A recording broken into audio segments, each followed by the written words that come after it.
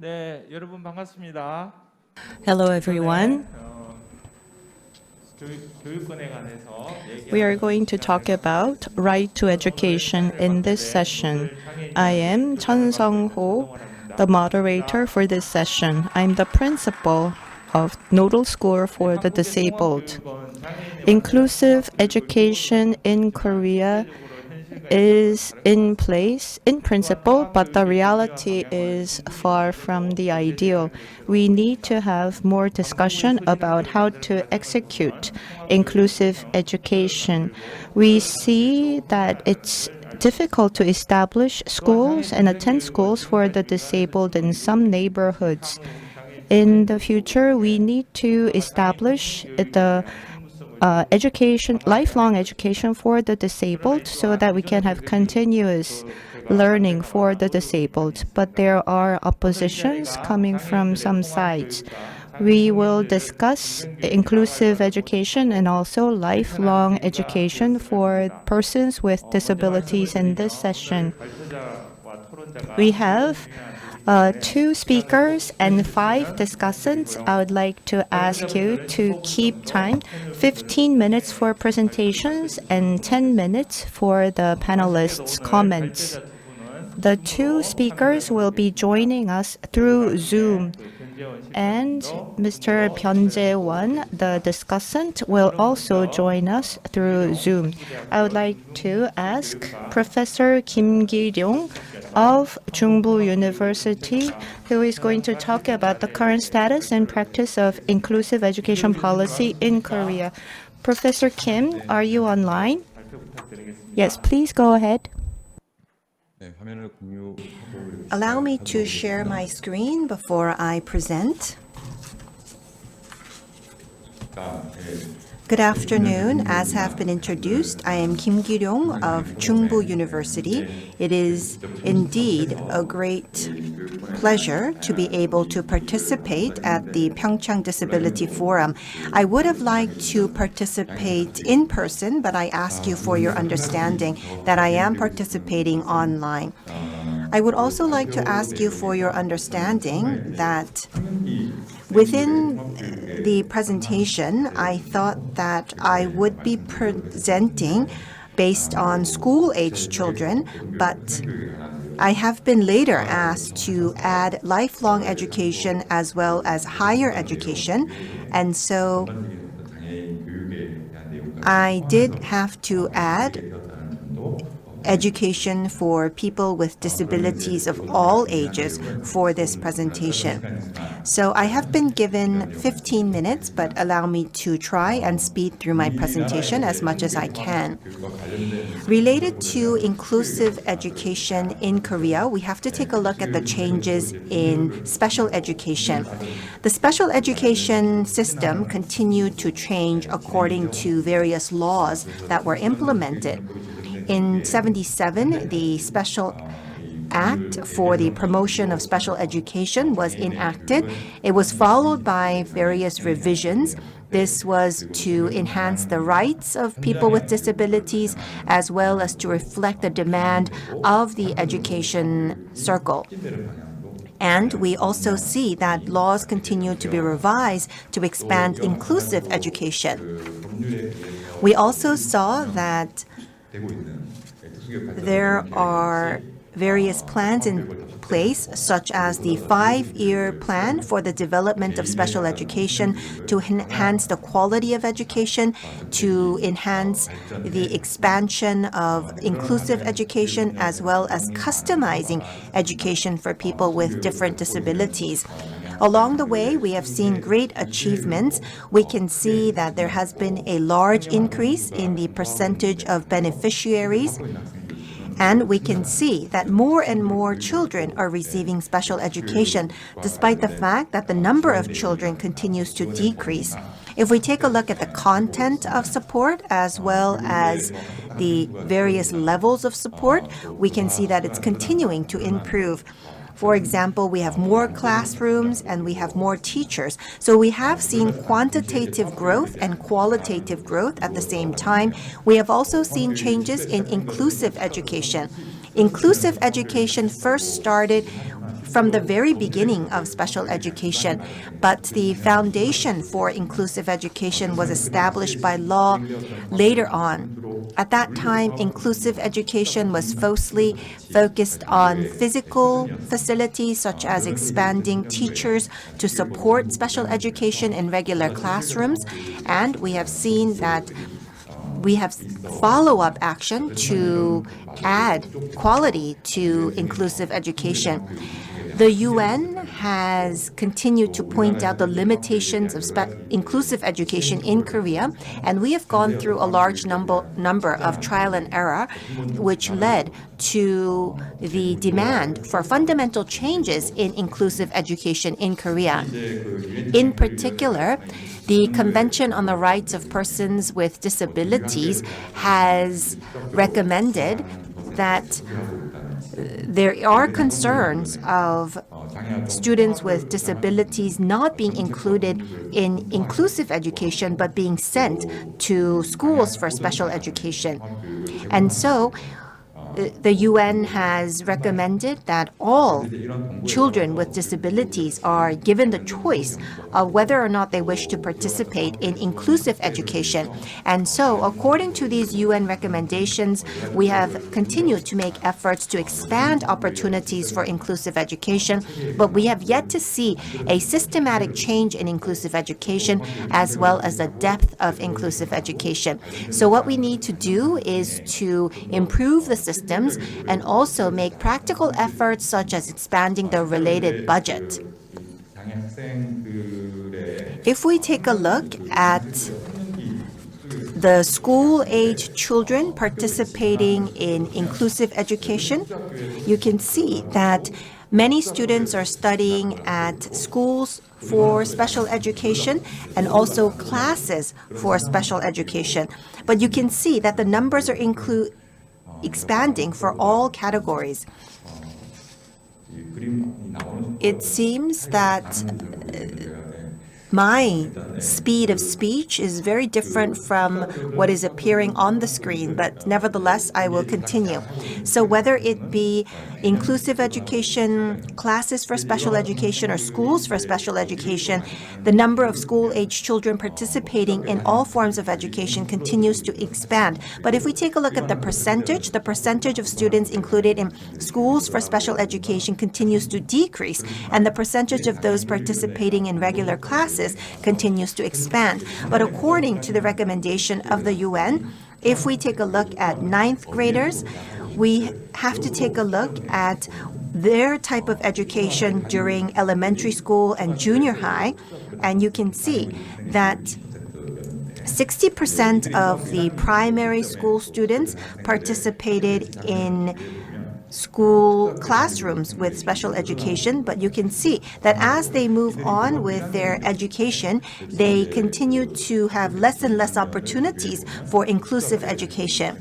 And you can see that as they get older, more of them are included in schools of special education. And so that is what the UN has pointed out, that we continue to have more and more students participating in schools for special education as they get older. And this is something that we can see statistically. We can see that students with impaired sight have more students participating in schools of special education in high school compared to elementary school. And this is the same for students with hearing impairments or intellectual or physical difficulties. So you can see that more of them select schools for special education as they get older, and this is something that we can see statistically, as have been pointed out by the UN. And we took a look at why this happens. Many of the parents felt like that the curriculum at the schools for special education was more appropriate for their child, and at times they are concerned about bullying or other difficulties with the students at schools. And there are limitations to the activities that children with disabilities can participate in. This is something that we can see statistically. Not only so, We also see that there are difficulties in working with the teachers for special education in inclusive education. And so we can see that inclusive education for school-age children actually exists in format. There is actually not enough of a infrastructure to have high quality inclusive education. This is something that is also the same for higher education and lifelong education. We can see that the same characteristics can be observed. If we take a look at university students with disabilities, we can see that there is a low percentage of them moving on to higher education. Only 20% of the high school graduates with disabilities move on to higher education, and this number is actually at 80% for students without disabilities. And even if the students with disabilities attend universities, we can see that depending on their disability, they do not have sufficient support for studying at universities, and therefore the satisfaction of university students with disabilities is very low. And that is the reality of higher education for students with disabilities. And because we do not have sufficient support, we see that this actually impacts the rate of students with disabilities actually finding a job after graduating from university. This is the same for lifelong education as well. For the whole population, 40% of the people participate in lifelong education, but an average of 4% of people with disabilities participate in lifelong education. And so we always think about inclusive education and how it's being developed, but we can see that there are still various difficulties in terms of perhaps access and opportunities, and also in terms of curriculum, as well as the opportunities to participate in educational activities at the school. And even after graduation, whether it be moving on to higher education or finding a job, there are still difficulties. And there are also difficulties in accessing higher education as well as lifelong education. That is the reality for people with disabilities. In particular, if we take a look at inclusive education by the life cycle of people with disabilities, we can see that the awareness of inclusive education is higher as people with disabilities become older. And so the awareness continues to grow with age. But if we take a look at the actual level of inclusive education, we can see that there is segregation from very early on. And even if they participate in inclusive education, it's actually quite a formality. There is no actual inclusive education. In particular, when students with disabilities become an adult, they are continuing to be excluded and segregated from inclusive education, higher education, and lifelong education. So these are the characteristics that we can see. So you can see that as a result, the higher the awareness for the need of inclusive education, the lower the opportunity for being included, because the opportunities continue to shrink with age, whereas the awareness for the need continues to grow with age. So let me now go back to the beginning to talk about the concept of inclusive education in Korea. I will not take time to accurately explain these concepts, but we need to take a look at inclusive education from this concept. When we think about including people with disabilities in our society, it means that we need to provide sufficient support. But at the same time, we also need to have an environment to enable the integration of people with disabilities into our society. In order for this to be true, we need to have an appropriate structure, and we need to have a social structure to include and integrate persons with disabilities. And so, it's not about simply actually enabling students with disabilities to participate in inclusive education, but we need to make sure that there is a change fundamentally in the education system to integrate students with disabilities into the education system. And so, currently, inclusive education in Korea is just a physical integration to be inclusive. However, we need to make sure that we have fundamental changes in the structure and the curriculum to be truly inclusive.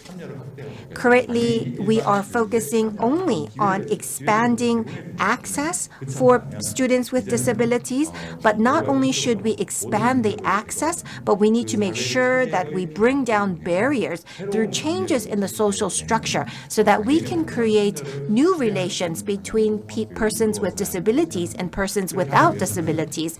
In order to achieve this, we need to make sure that we set new goals for inclusive education in primary and secondary education, as well as higher education and also lifelong education. It should not just be about a matter of access, but it should be about making sure that this inclusive education is barrier-free. In order to achieve this, not only should we work on expanding opportunities for access, but we need to make sure that we provide education that accommodates to the demand of different individuals so that we can create a barrier-free education environment. We need to make sure that we have inclusive evaluation systems and inclusive curriculums. From the higher education and lifelong education perspective, we still need to work more on access. We need to make sure that we provide equal access to higher education and lifelong education through various support systems.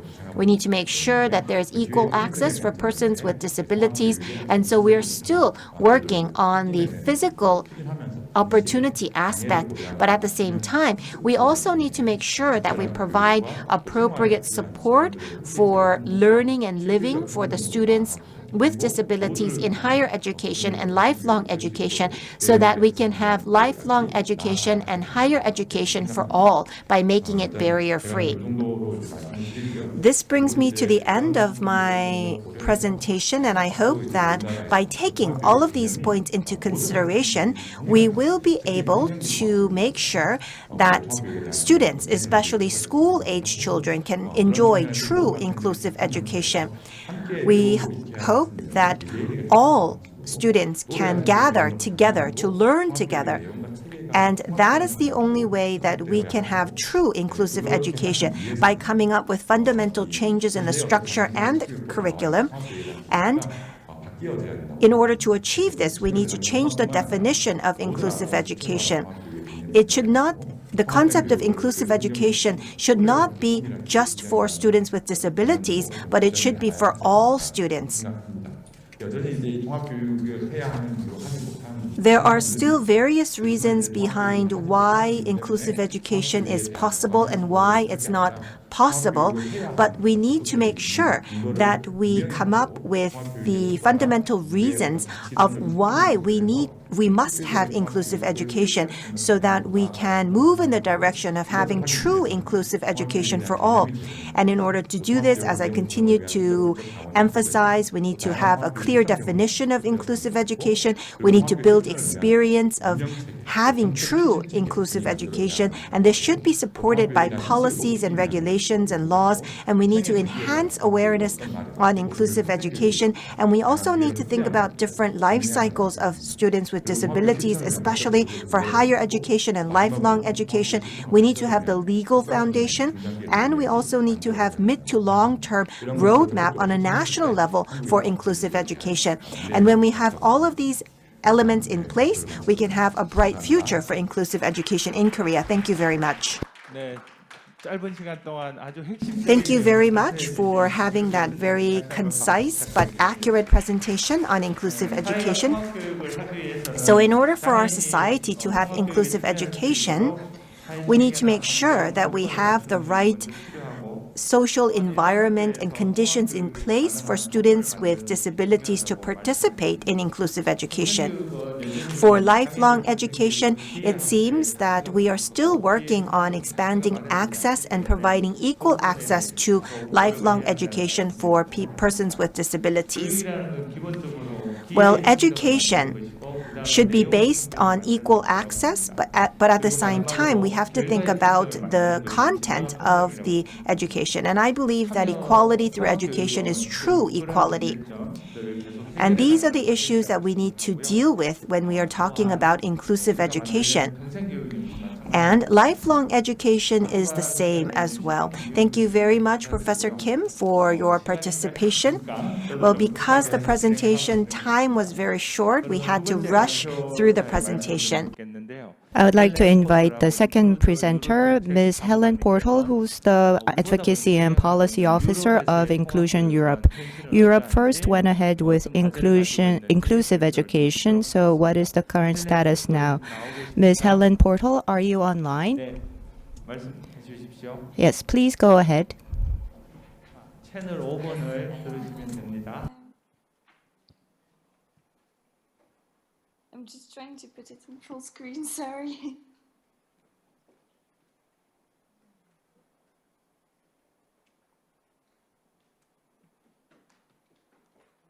Yes, so sorry for the delay. My name is Helen Portal and I'm from Inclusion Europe. So Inclusion Europe is the European movement of people with intellectual disabilities. I'm the Policy and Advocacy Officer, and so for the last few years we've been working a lot on the topic of inclusive education.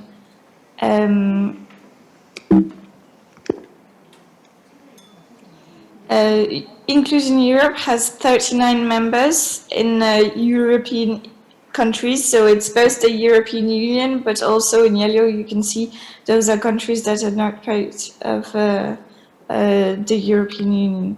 And we also have a platform of self-advocates. So the self-advocates are people with intellectual disabilities.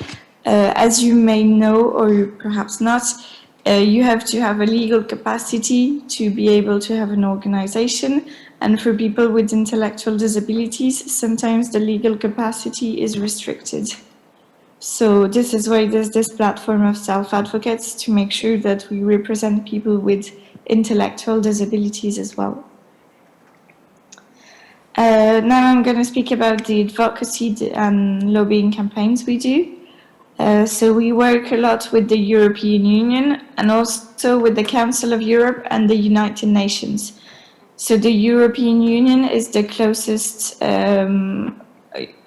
political organization we work with. And at the European Union, there's the Commission, the Parliament, and there's an Agency for Fundamental Rights. Now I'm going to speak more about inclusive education in Europe. And first, I will say a bit more about our position as an NGO who represents people with intellectual disabilities and their families, and about the advocacy positions we have. So first, we did a lot of work among other NGOs and among our members and at EU level about the language we use when we talk about education. We believe it's very important because it also goes in the direction of understanding more what inclusive education is. So when we speak usually of mainstream schools, it means the schools that are the normal schools, like some people say. So some people would just call them school, and often they are no children with disabilities in them. And then what we hear a lot is the special schools, and we try to classify them, even though we recognize the work that all those special schools do, in the category of segregated schools, because it's places where there are only children with disabilities. So, of course, without criticizing the huge amount of work those special schools have done, they should be children with disabilities should be in schools with all other children, so inclusive schools. And those special schools are not in line anymore with the UNCRPD. And so this is why we try to speak of inclusive education. And inclusive education, it's an education that has all children together, regardless of their disability. What we try to say also with this inclusive education is that it benefits all children. As the previous speaker was explaining very well, is it can benefit all children, even children who come from a foreign country and so on. And integration is not inclusive, because integration is, for example, when a child is in the class, but there's no support, no adaptation, or nothing concrete to make sure he's fully included in the class. So he's physically there, but we are not sure if he's following and benefiting from the class. So we wrote a policy paper, Why We Care About Education. We also developed it in easy to read. Easy to read is a language that is accessible to everyone and including people with intellectual disabilities. The report is available on this link. I think the presentation will be shared afterwards, so feel free to look at the whole position paper. And we stated the position paper saying that all the people want this, so living in your own place, having friends, making choices, being good at something, and belonging. We all shared these goals for ourselves, for others, parents for their children, teachers for the students, and school is where it all starts. So this is why school is very important for children, because it's a place where they learn about things and prepare for the future work. So this is a table we did comparing inclusive and segregated schools. And for example, for the location, what we realized a lot also in Europe is that sometimes the schools for children with disabilities, special schools and so on, they are far away from where people live, from their home and so on. So this is also something that would be inclusive if the children could go to the local school close to where they live. And children with disabilities are part of the classroom, so they are not put in a separate classroom. This would be segregated. So children with disability go to a separate school that is only for people with disabilities. It can be far away and in a different classroom. So I will not go through all the details because it might be quite long. And we have 15 minutes, so I want to focus on the most important. What we worked on as well is on the topic of legal capacity, because I think in Korea it's much better, but in Europe there are still some countries in Europe where people with disabilities and intellectual disabilities are automatically deprived from their legal capacity. So the legal capacity, it's the right to make decisions, and it's in Article 12 of the United Nations Convention on the Rights of People with Disabilities. And we believe it is closely linked to education. So perhaps to give you a bit of an introduction, those are the images of our 5-year strategy. The first year we worked on elections, then on empowerment, then on education, now on employment, and now on ending segregation. This year will be on ending segregation, sorry. And the year we worked on education, because we believe everything is linked. We also did something on the link between legal capacity and inclusive education, because education and inclusive education allows people with disabilities to meet other people, to learn from them, to make friends to learn about the future, and education is a very important tool to find for one person's place in the community. So here is also the link for more information on this. And this is also very important for us to advocate for the legal capacity and to show how legal capacity is important for people with disabilities. Now I'm going to present you the European Union's disability strategy. So last year, the European Commission, one organ of the European Union, drafted the disability strategy for the next 10 years, and this is the political program on the disability strategy. So those are the themes that are related to education. You can see here's a briefing of what we did on the strategy and all it entails. But for education, there's going to be what the Commission calls a flagship initiative. So this is one of the most important initiatives they will do. And they will prepare a toolkit for inclusive education from early childhood education and care. So this is something we are still waiting for. And what they will do as well is, and a problem we have in Europe, I think from what I understood correctly, it's also a problem in Korea, I guess it's a problem a bit everywhere, is that there are not enough teachers that are trained for special education. And so they will try to support member states to have more teachers that are trained for this. Well, this is a good point for us, but you would prefer that it would directly be invested in inclusive education. And then in Europe, we have European schools. So this means, because in Europe, it's something very specific. In the European Union, all the people who work at the European Union come from very different countries. And so in Brussels, where there are buildings for the European Commission, there's a European school for all the children of the people who were moved from their country. And the problem is that in those European schools, it's not inclusive. And it's the same way, like in the European Commission, it's not fully inclusive for the work environment, and there are not enough people with disabilities who work there.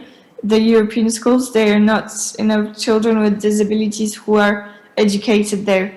And so what we said is that the European Union should give the example. So the schools they do, or the work the people they employ should have disabilities.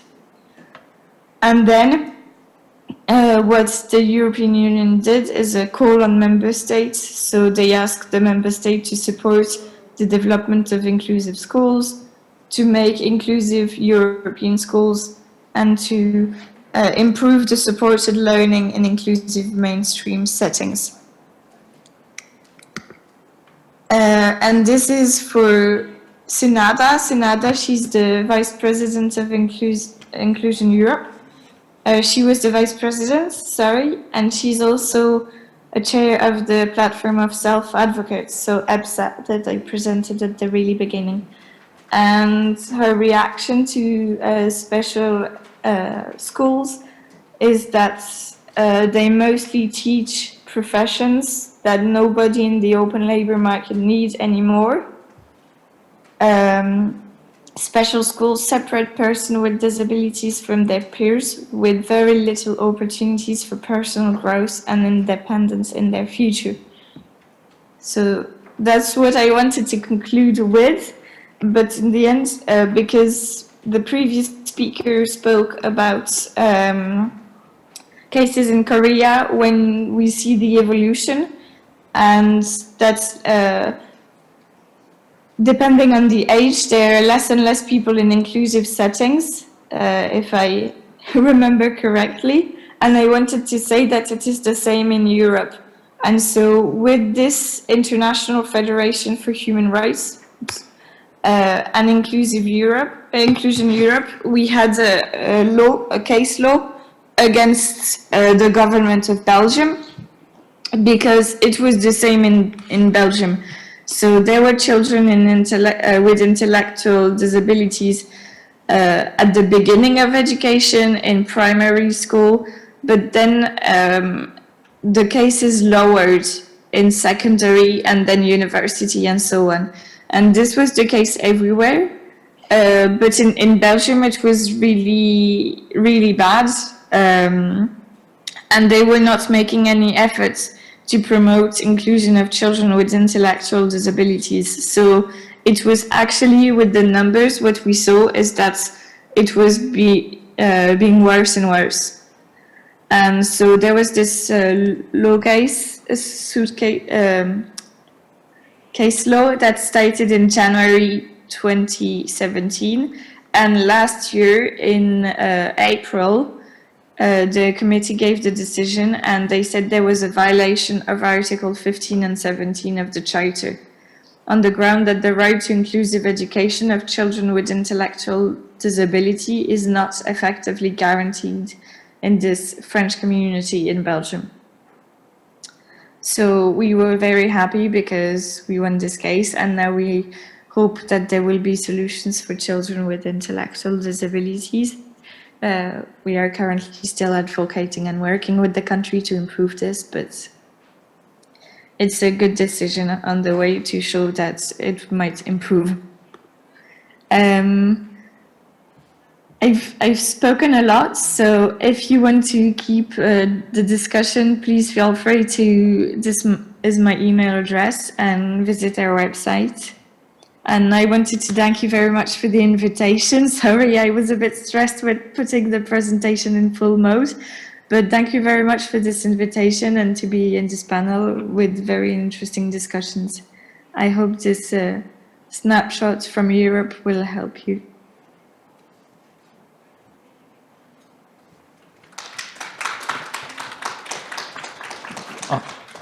네, 다시 한번 헬렌 포털 정책 사무관님께 큰 박수 부탁드리겠습니다. 멀리에서 줌으로 이렇게 Thank you for your participation through Zoom. 유럽에서 직접 She talked about the situation with inclusive education vis-a-vis the intellectually disabled children, and she did talk about the Articles 15 and 17, and there's the guardianship system and the right to vote. The intellectually disadvantaged people are deprived of legal capacity. She talked about child education and that Inclusion Europe is fighting to gain their rights, and she talked about the influx of migrants and refugees and how they're not receiving inclusive education in Europe. And she talked about the case suit against the Belgian government, how the case was won, and they're working toward more inclusive education. Children with intellectual disabilities and people with intellectual disabilities are trying to gain more voice. In Korea, how are we accommodating the students with intellectual disabilities? I think we need to discuss this more. So you have Helen's email address. So if you have any questions or comments, you can contact her. And now we'll move on to the panel discussion. We will be inviting Mr. Kim Gangbek, Secretary General of the Incheon Center for Independent Living, for his remarks. Good afternoon. As have been introduced, I am Kim Gangbek, working at the Incheon Center for Independent Living. Pleased to meet you.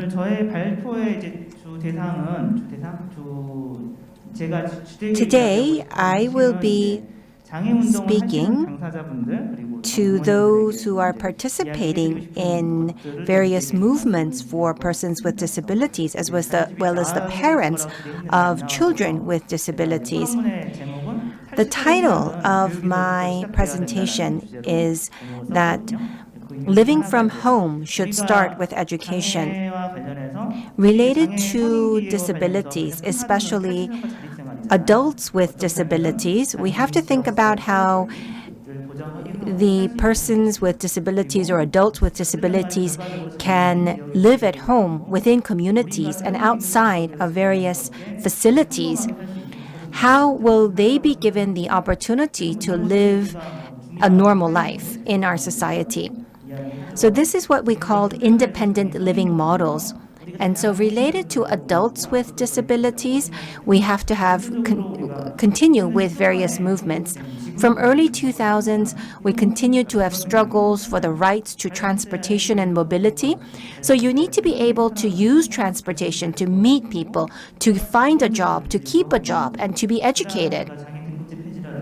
We also take a look at removing the classification of levels of disabilities because we need to recognize persons with disabilities for themselves, not based on their severity of disability.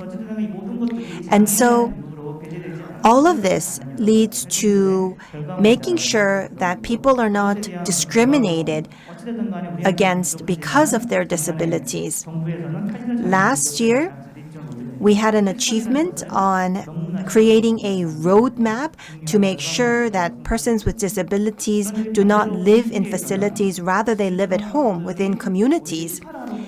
But we see that in education, we don't see that movement in that direction. For example, why aren't we interested in building more schools for students with disabilities? Why do we not have a sense of questioning whether we should have schools focused only on special education? The Korean government has come up with an alternative by coming up with the 5-year plan for inclusive education, and the government continues to say that they will actually have more teachers to support inclusive education, but no one is sure what the role of these teachers are at the field. What are their roles? Are they special education teachers? Are they supporters of inclusive education? Well, they exist, but no one is sure of their role. Recently in Incheon, we question whether or not the teachers who are supported for various schools so that they can support inclusive education are actually playing their role. Are they doing their part? Well, the Department of Education, the Ministry of Education always says that they're doing their part because they are providing these teachers. But what are their roles? Last year, I conducted a research in the city of Incheon for inclusive education, especially inclusive education for regular schools, inclusive education at innovative schools, and inclusive education at special education schools. And I actually wrote a paper related to this research. And we have seen that for regular schools, only 3 million won is supported without any special teachers, and no one is sure of their identity. So only a 3 million won support is provided in Incheon without any other support. The Ministry of Education, they do not have appropriate research related to these projects to support inclusive education.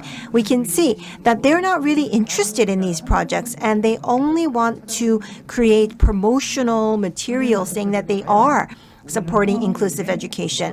And so taking all of this into consideration, are we determined to have inclusive education?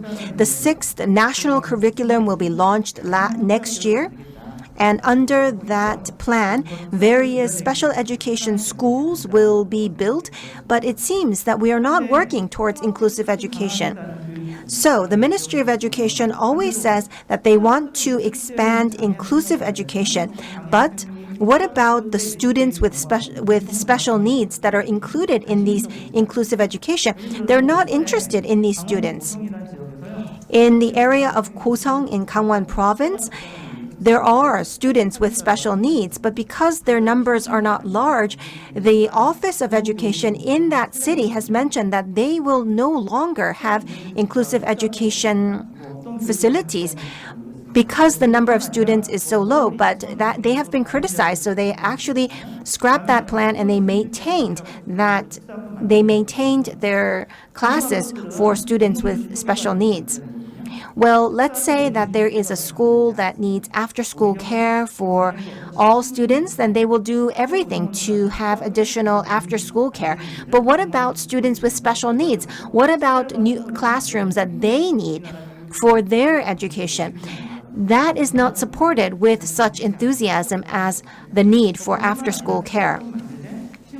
Sometimes classes with special needs are created, but the appropriate teachers are not provided. For example, students with disabilities, they are excluded from after-school care. And so in the end, students with special needs need to be taken care of by their parents, or they need to be sent to classes with special needs or schools with special needs.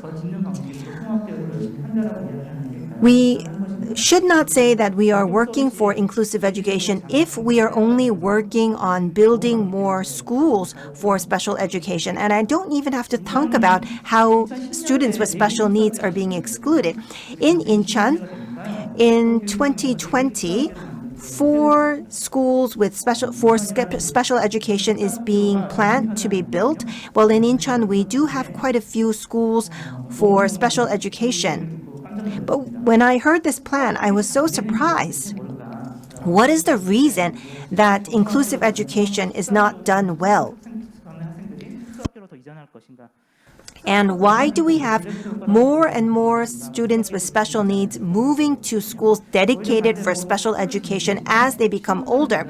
I think it's because we are building more schools dedicated to special education. If we invest that budget into having classrooms for special education, or supporting inclusive education, and also collaborating with the local community, then we would have a more inclusive education and an inclusive society. And I believe that that would be much more meaningful.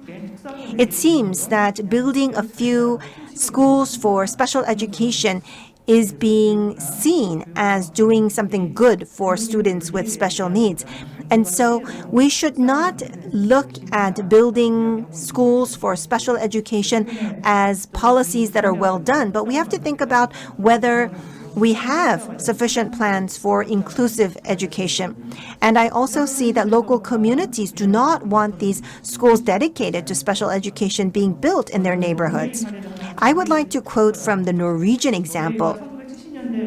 In the 1970s, the Nordic countries went through the normalization movement for inclusive education. And if we take a look at the Norwegian example from the 70s, they took a look at why inclusive education was not working, and they believed that special facilities for people with disabilities actually led to hindering inclusive education. And so they got rid of these facilities. And in the first 10 years, there was a lot of resistance from the parents and students with special needs, and also students without disabilities and their parents as well. So 10 years later, what the nation does is that they come to the conclusion that once there are facilities for people with disabilities exist, there can no longer be inclusion.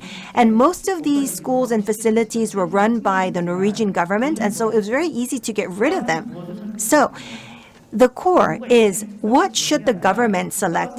They should be making a choice for the vision that they have for the future. But in Korea, we do not have that vision. We just build facilities out of need. And because of that, we see that it is hindering inclusion. And in our minds, we continue to not talk about the actual rights of students with special needs, but rather we reflect the demands of their parents and the teachers. And so we have to think about the rights of the students themselves. So this is my conclusion. Quite unfortunately, it seems that students with special needs are being taken care of by their parents, and the parents are left to take care of their education. And so we cannot be against building schools for special education, but we need to think about the overall policy that leads to the building of these schools, whether this is correct for inclusive education. If you are segregated from the beginning, then it's very difficult to become inclusive when you are an adult. I actually participate in a community to operate special schools in Incheon, and everyone within that committee also talked about how we should be building lifelong education facilities within that school so that students with special needs can spend their whole life learning at those schools. And many of the members of the association know that I am against building more special schools. And I think from the very beginning, we always think about whether segregation is correct or not. And we have the position, it seems, unconsciously, that people with severe disabilities should be segregated from our society.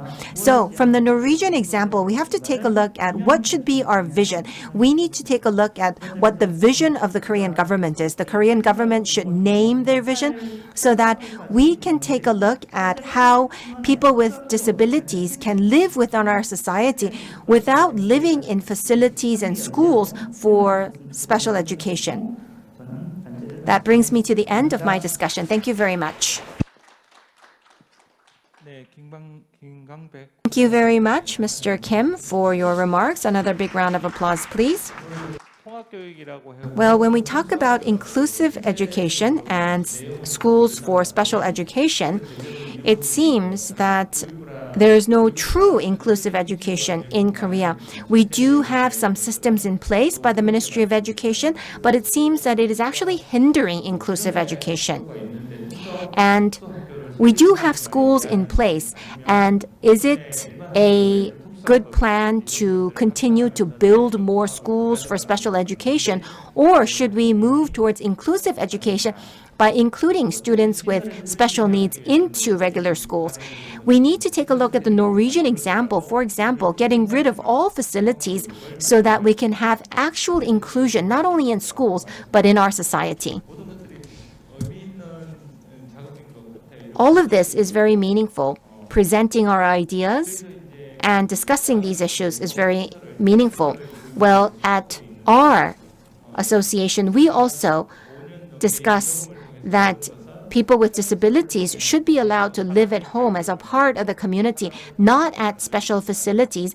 That is the only way that we can ensure their equality and human rights. That is something that we have seen for ourselves. And so I look forward to your continuous efforts in this area.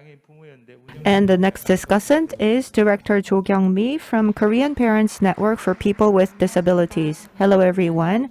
I am from Korean Parents Network for People with Disabilities. I am Jo Kyung-mi. I am sweating. I am not sick. It's because of the lights, so please bear with me. Yes, thank you to presenters for your presentations. Professor Kim talked about the future challenges for Korean inclusive education, and Mr. Kim Gangbek talked about the issues that Korean society is faced with. I am going to talk about schools have students with disabilities, but they are obscure. I'd like to talk about them. In 2021, there were 98,000 disabled students. Out of that, 70,000 attended regular schools. So 72% of students with disabilities are attending regular schools. even though there are a lot of students with disabilities, the schools do not pay them much attention. And I'd like to focus my comments on why they're obscure. What is inclusive education and what is the goal? This has already been mentioned. According to the Act on Special Education, inclusive education means special needs students receiving education with their non-special needs peers suitable to individual needs without discrimination dependent on their disability type and degree. I tell the parents about the type of inclusive education, and they all say it looks good in writing, but the reality is far from what is written in the law. And the discrepancy lies in the following. The students attending special classes in regular schools do receive customized training. But if they are attending regular classes in if they're attending inclusive classes, they do not receive customized education. Segregated education is the norm. Special education is provided in special schools. In inclusive schools, some of the classes are customized education, but if it is combined with the other regular students, then the students with disabilities do not receive the customized education. And this is also summarized in the Special Education Annual Report. Yes, as was mentioned by Mr. Kim, the Cheongdaeun School, inclusive schools are operated and the teachers are trained, and special education services are supported. So it seems like a lot is going on for special education, but there is a lack of substance, because looking at the classes that provide inclusive education, there is no substantial support. For example, the class goes on a picnic. There are personnel that should support the students with disabilities, but there are no supporting personnel because the school does not have enough budget. When there is a special accident or an emergency, no one is there to support the children. So it all falls on the teachers. In the past, the parents would accompany the children on picnics, and sometimes the parents did not send their children with disabilities on picnics if there were no personnel to support them. The government is talking about inclusive education, but there is no support for the individual needs. So people are complaining about the discrepancy. And looking at the presentations and the comments, I would just like to point out one thing. This has been briefly mentioned by Mr. Kim Gangbek. Yes, the committee, the CRPD mentions the right to inclusive education, and the Korean government has provided the following response. It says that the Korean government is doing its best, and in explaining why the special schools are built, it is to provide the proper education environment, because the current environment has limitations to accommodate different types of disabilities for students, and there is a demand for special schools coming from families with children with disabilities. And 72% of students with disabilities are attending regular schools, and the government is saying that they're reinforcing support for inclusive education. But I don't think this response by the government is responsible at all, because there is a demand for special schools coming from families, but it's not the demand is coming from the families because the education does not accommodate the special needs of students with disabilities. So there are no policies or solutions to support the students with disabilities. I don't think the special schools will solve the problems. I think it is the government's responsibility to provide inclusive education and to remove barriers in education so that every student is entitled to receive the inclusive education, and we need the budget. We need the support for inclusive classes. We should not stop at physical integration. We should provide a true inclusive education that is customized to the needs of students with disabilities, and there should be substantial support.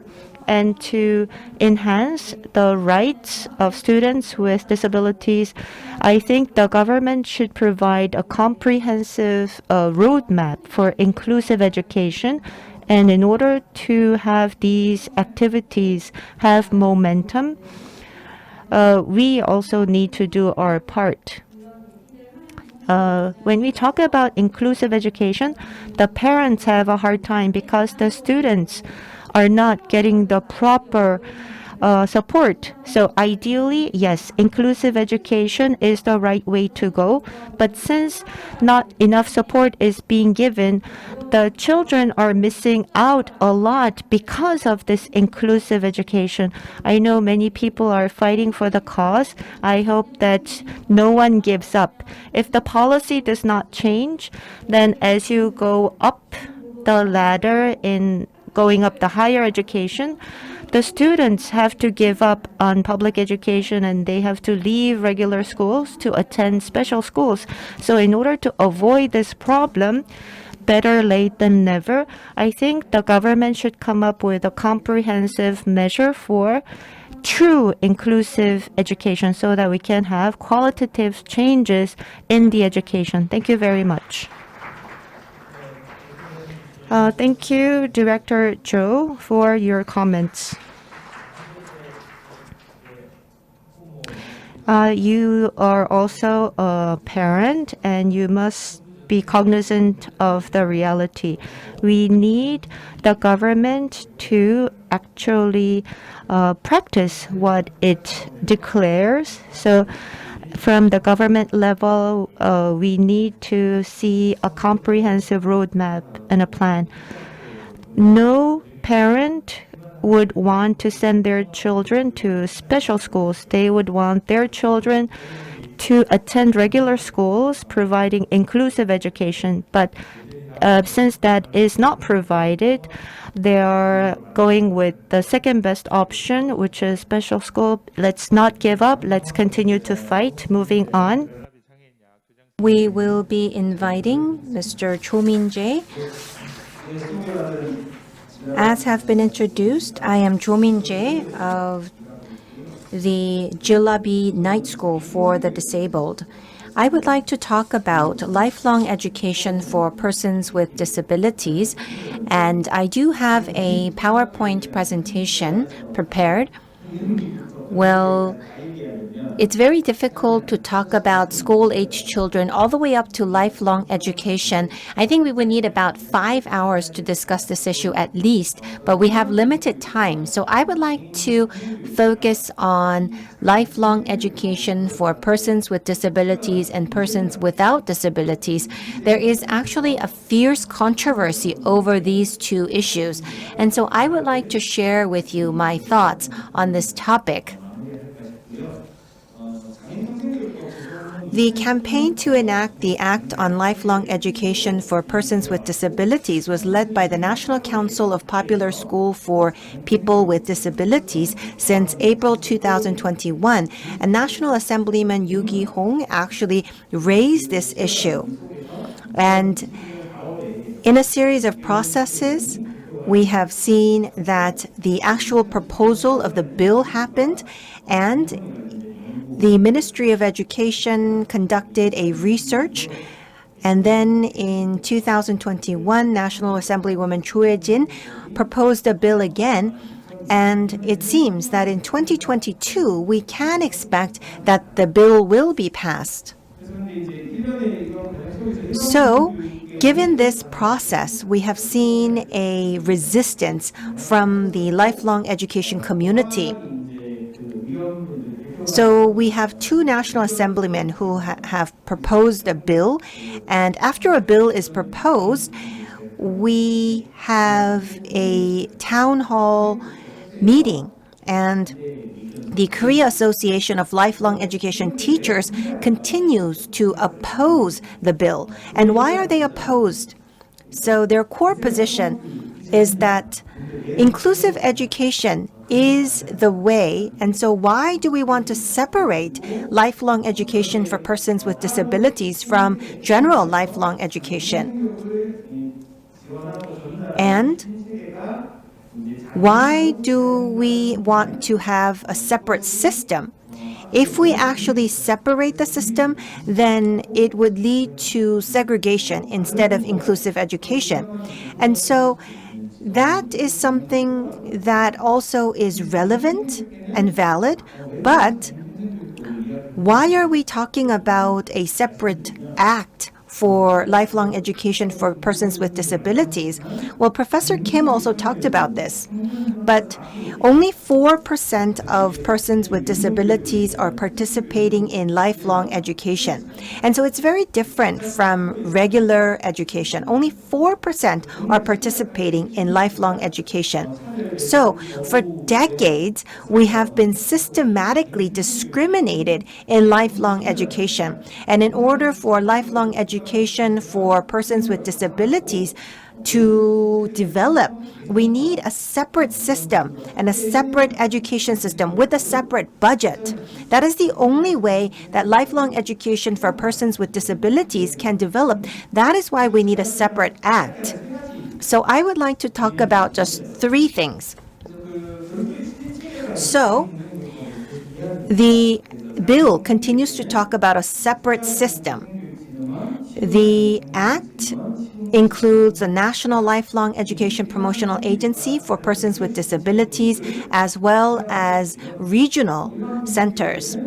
And the general lifelong education community believes that the National Lifelong Education Promotion Agency should take on this role because there should be a single agency taking care of all socially disadvantaged groups such as women and migrants.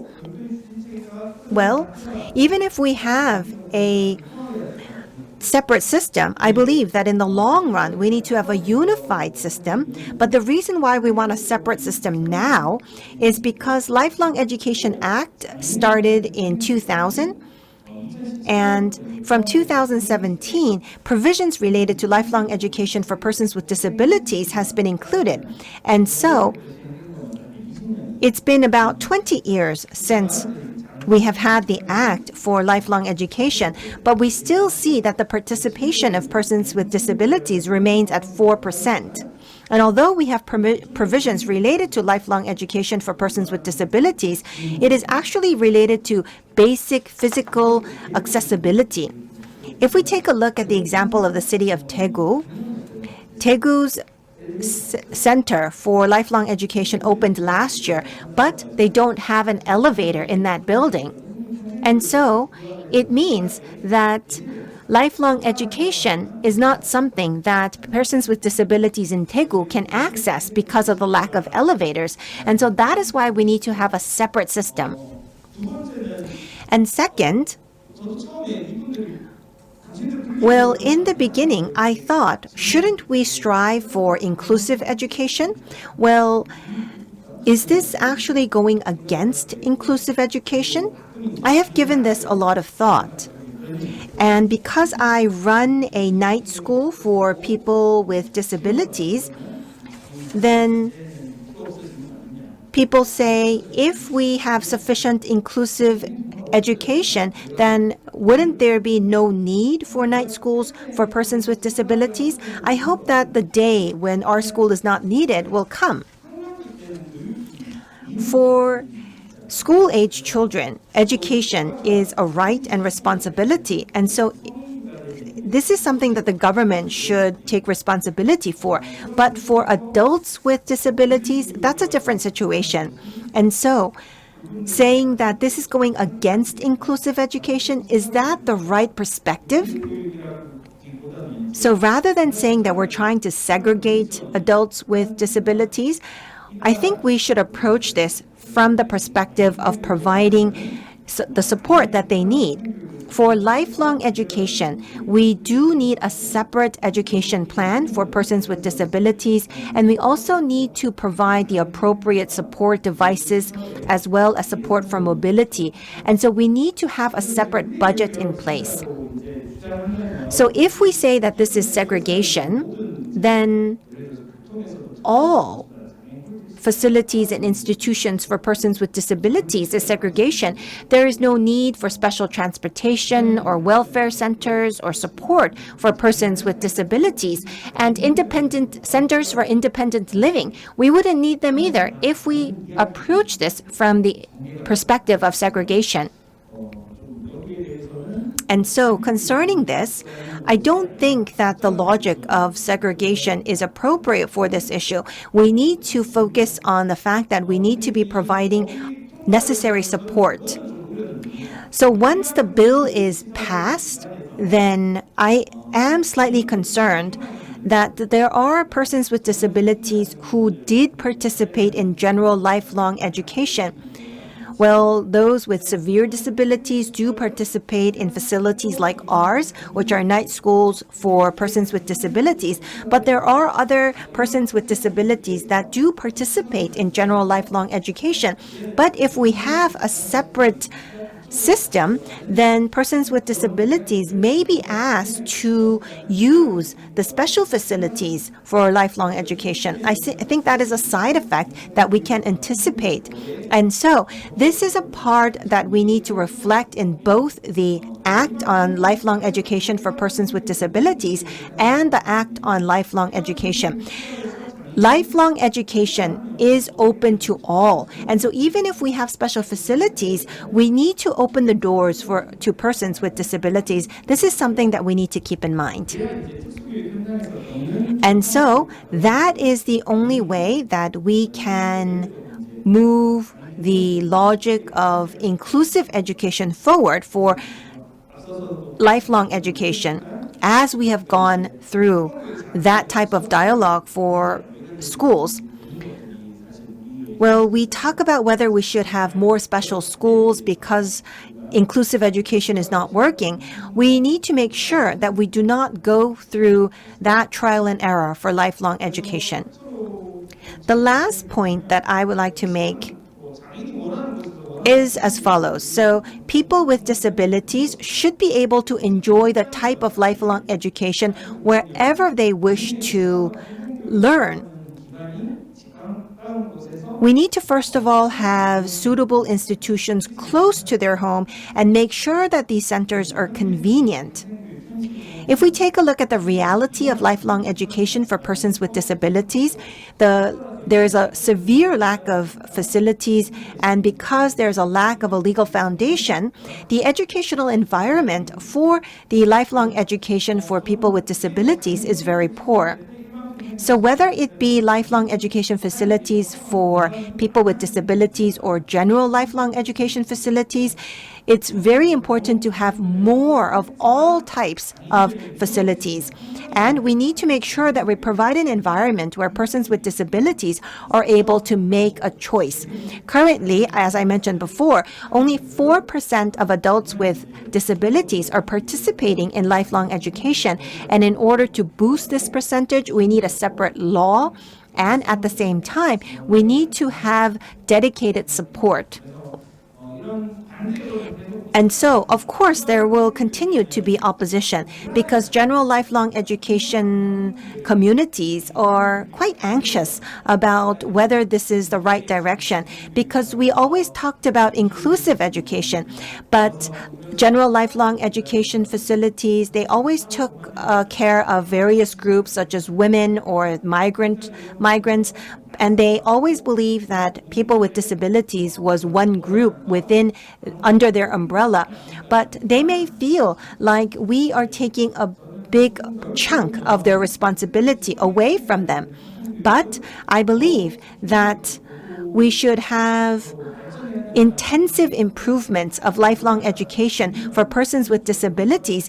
And if this develops, I think it can translate into the overall development of general lifelong education. Thank you very much. Thank you very much, Principal Kwan. Another round of applause, please. Well, last year, you worked very hard on coming up with a bill, and you also were criticized quite a bit for your activities. So I think he does need quite a bit of encouragement. So lifelong education for persons with disabilities, is this actually segregation from general lifelong education? It may look like we're trying to fight over the same pie, but lifelong education should be open to all. That is the ultimate goal. And I think some people are distorting the movement. And so I hope that this year we can move forward. I would like to invite Mr. Jae-won, who's now attending a doctorate course, Graduate School of Public Administration at Seoul National University. Hello, everyone. I used to work for Solidarity Against Disability Discrimination, but I am wearing a different hat. Compared to the other presentations, I have to make my comments and limited to just university education. Some of the audience, I think you have your issues. Attending universities does not apply to all persons with disabilities. And some people with severe disabilities might feel left out talking about university education. But nonetheless, I would like to talk about the current status and how the university students with disabilities are supported. So I would like to ask for your understanding. I was in contact with a confirmed case, so I could not join you physically, so I'm joining through Zoom. As for the university students with disabilities who are eligible for special education, as was mentioned by Professor Kim Ki-ryong, it is going in the opposite direction. The school-age children, the number is decreasing, but in Korea, the university entrance proportion is also dropping. I think this is a good sign, but the number of university students with disabilities are increasing.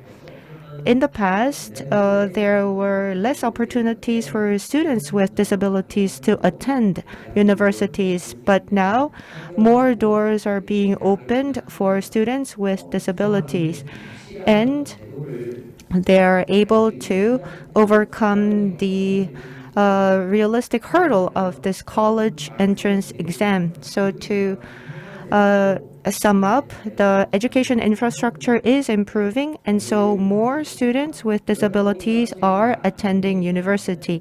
So from the university's point of view, in the past, the students with disabilities were not welcomed because compared to their tuitions, a lot of support had to go to the students with disabilities, but it's difficult to make the same comment now because we have more students with disabilities coming to universities, and this is the most important topic. According to the institution, the people with disabilities are selected by universities, and they're selected in a special quota. The university administration designates X number of students to accept, but the students with disabilities can be selected in a different pool, and it does not, the same quota does not apply.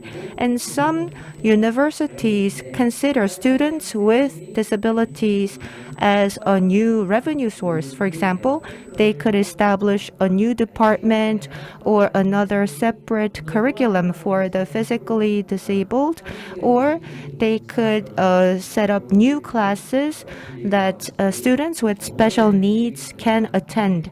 So the universities can select as many students with disabilities as possible. Some people consider this as a positive sign, and some people criticize this. But I would like to just limit my comments up to here.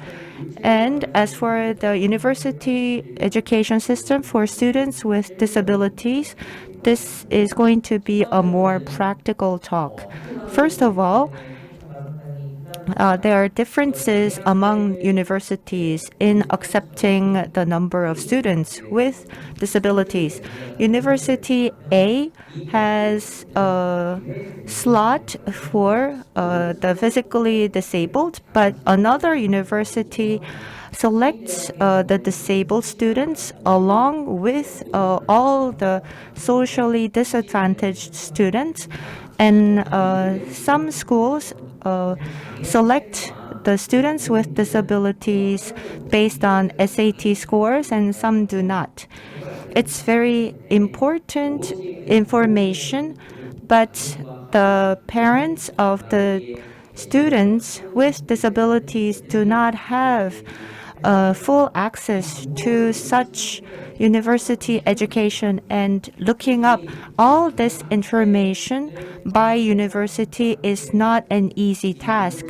For families with disabilities, they have to spend all day looking into their computers and have to look at different selection criteria school by school, because this information is not provided through a single source. So it's like going through treasure hunting.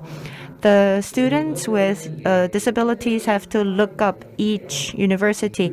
And there are some departments that are not open.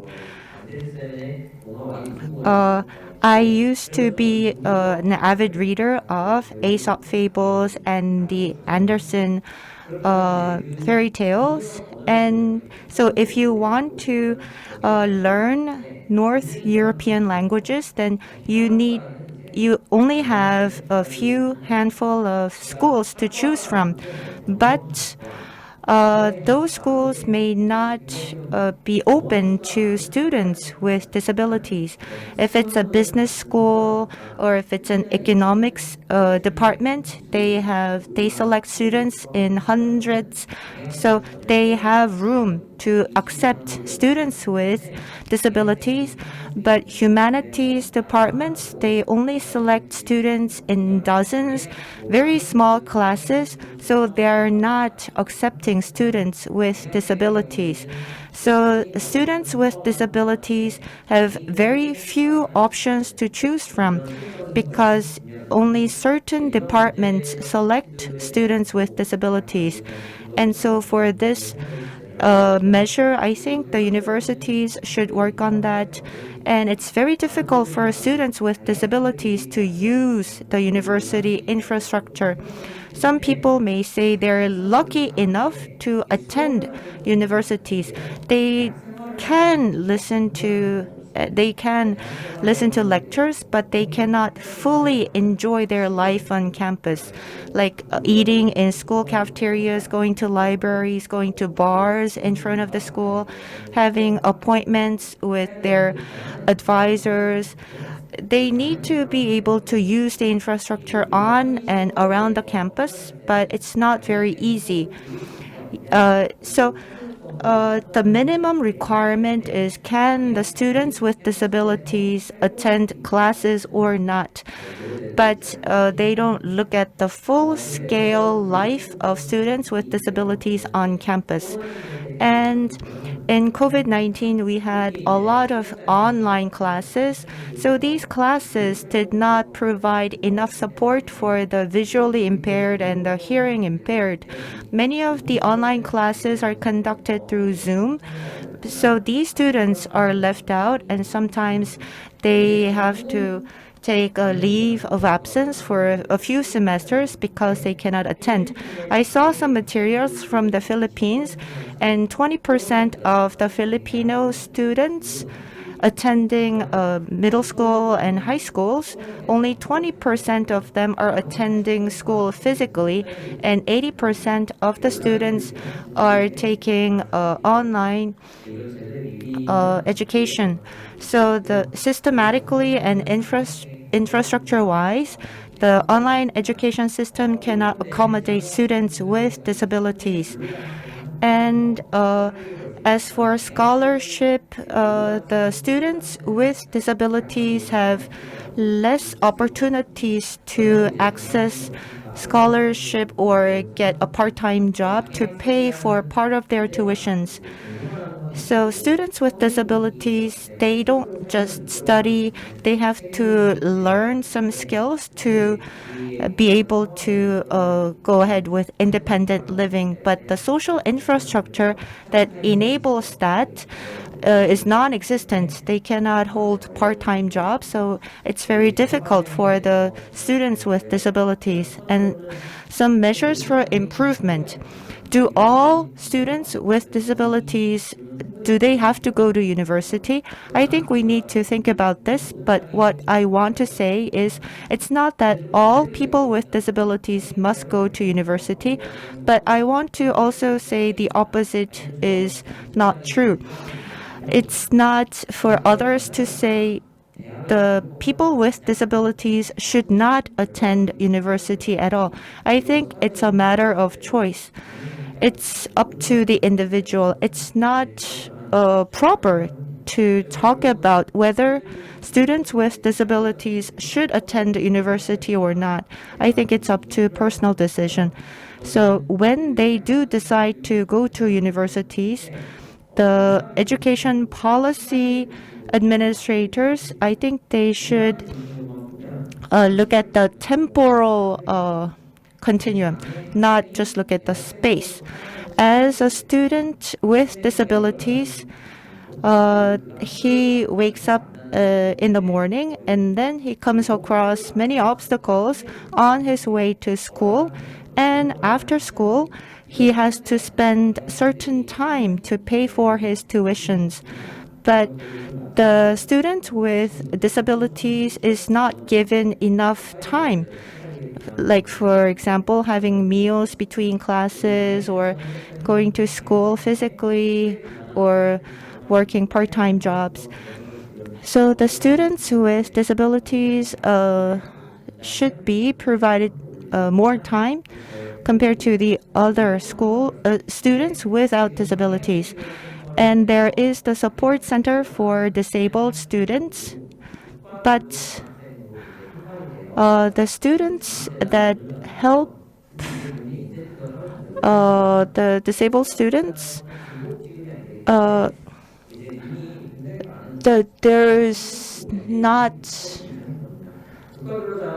So we have students on national scholarship, and they cannot receive dual benefits, so they are not incentivized to help the students with disabilities. So there should be a multifaceted measure to help students with disabilities attending university. I am sorry that I could not give you time, and thank you for your comments on Zoom.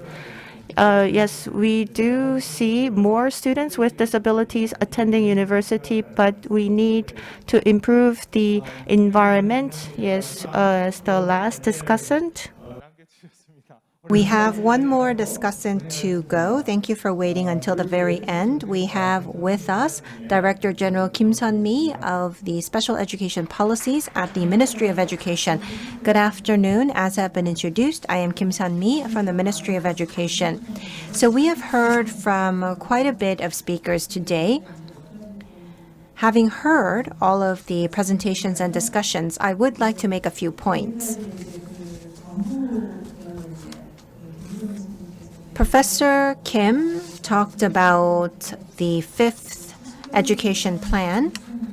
So in order to expand opportunities for students with special needs, we have continued to have policies focusing on expanding facilities. But as you have mentioned, this is to expand the option for lifelong learning. So I hope that you will understand our policies from that perspective. We also have the same concerns, because we also see that there is a demand for improving inclusive education, and we are well aware of the quality of inclusive education at the moment. And in the 5th education plan, we have strengthened support for inclusive education. So we have tried our best, but it seems that there are many difficulties.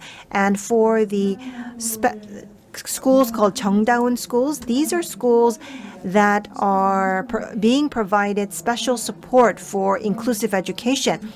But this is a system where we need collaboration from teachers in general and also teachers for special education.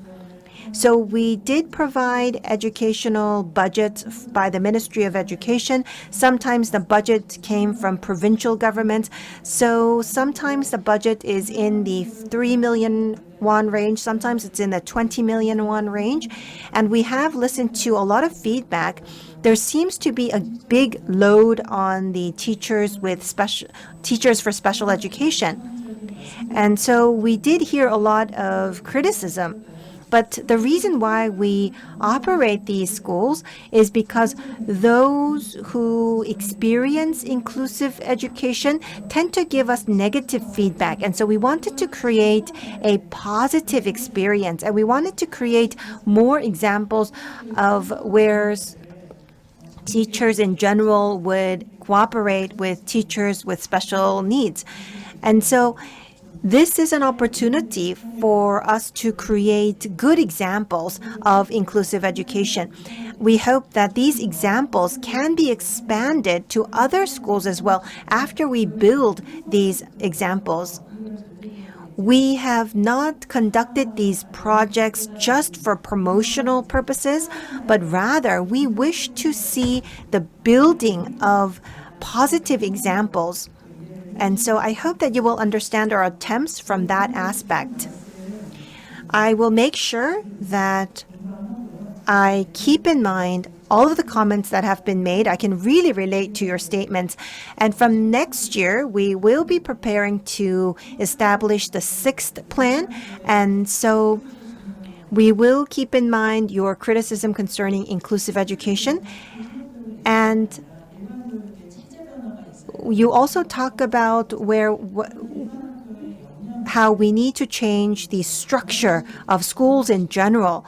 And so those are the policies that we will be thinking about as we prepare the 6th plan. Not only today, but we continue to have feedback from the practitioners so that we can reflect them in our policies. We look forward to your continuous feedback. And in the past, we have worked on solely expanding facilities dedicated for special education, but that is not the direction that we will be moving in. We will be moving in the direction of expanding inclusive education. That is something that I can promise you. Thank you very much.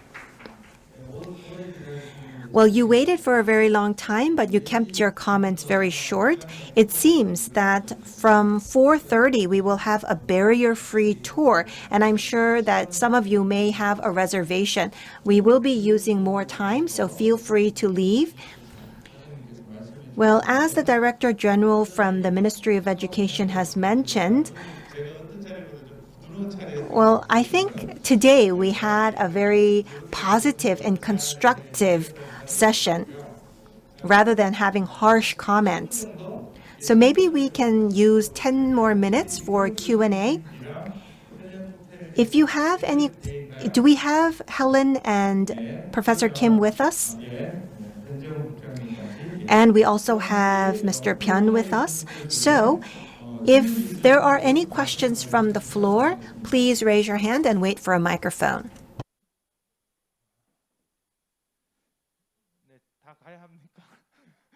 Does everybody have to go on the barrier-free tour? I see a hand up.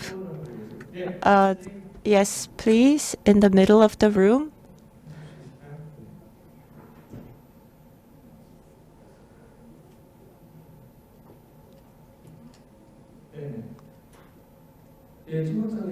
Yes, I am a hearing disabled person. Throughout the nation, there are special schools for the deaf that have been established. But the deaf students are leaving these special schools to attend inclusive schools, and there are more developmental disabled students that are left in the special schools. If we cannot go against the trend of inclusive education, one question is, shouldn't we have the choice to attend special schools? Because there are students who want to receive lessons in sign language. If there are parents or students like that, then shouldn't they have the option to attend special schools?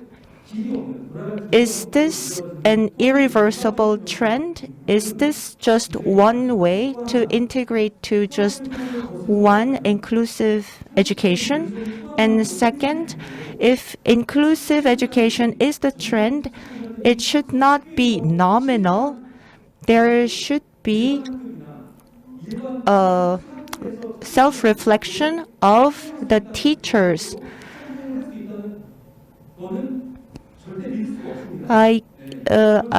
We have little faith in the teachers because some of their pedagogy have been failures.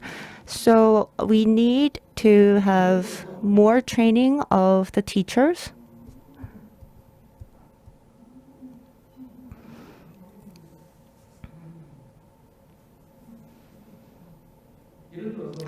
For example, as for special schools, currently for the deaf students are not receiving proper education. But if the deaf students are pushed to attend inclusive schools that are not ready, then it will be a bigger problem. Who would like to respond?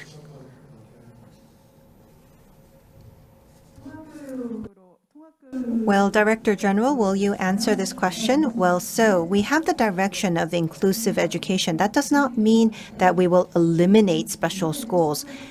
The existing special schools, they will remain as they are.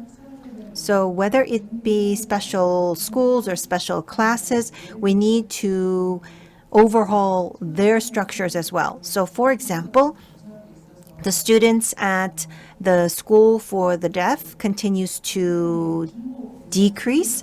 And so many of the students that are there have intellectual and developmental disabilities along with hearing impairments. And so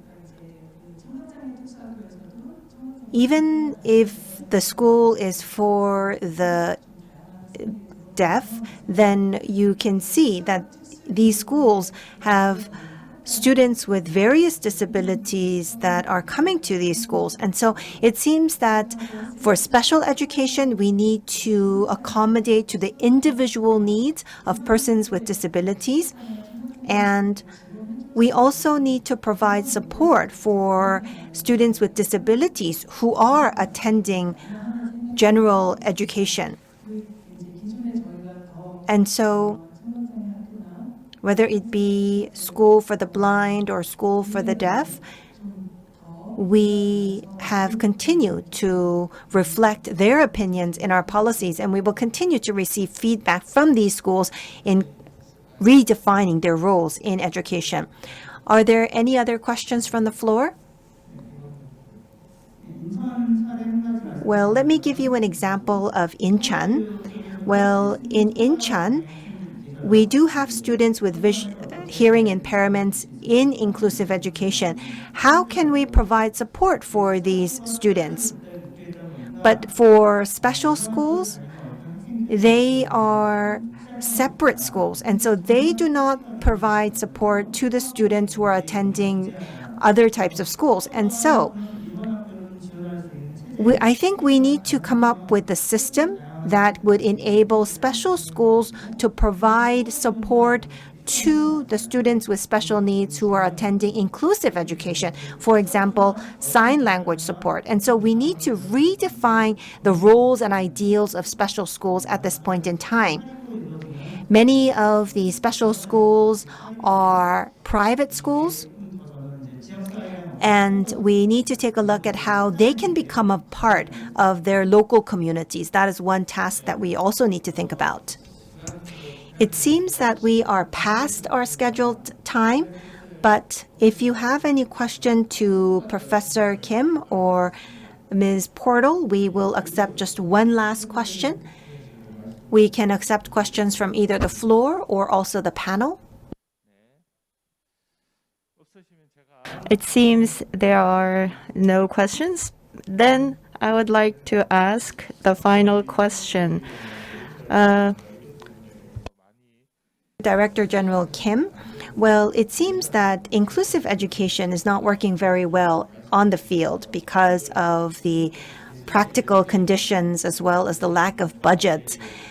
Do you have any practical plans? What are your opinions? Do you have anything planned for the 6th plan? Are you talking about the budget?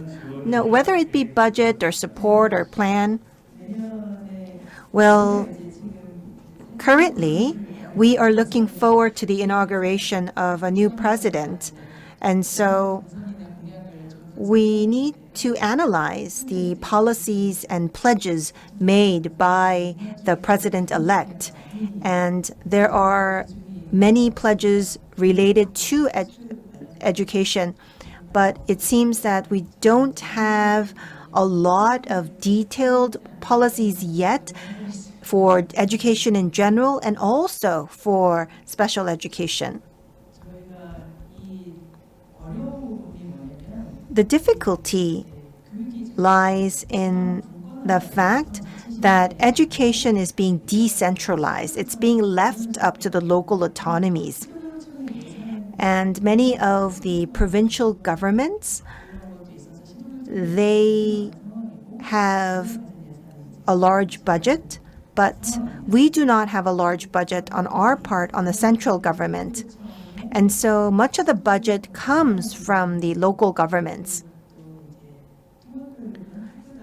For inclusive education, it happens in school units or region or units of local autonomies. But as I mentioned before, for the 6th five-year plan, we will put an emphasis on inclusive education. We will make more efforts to earmark a budget for inclusive education, which means that we could possibly provide you with more support. At this point in time, I don't have any details that I can share with you. Thank you.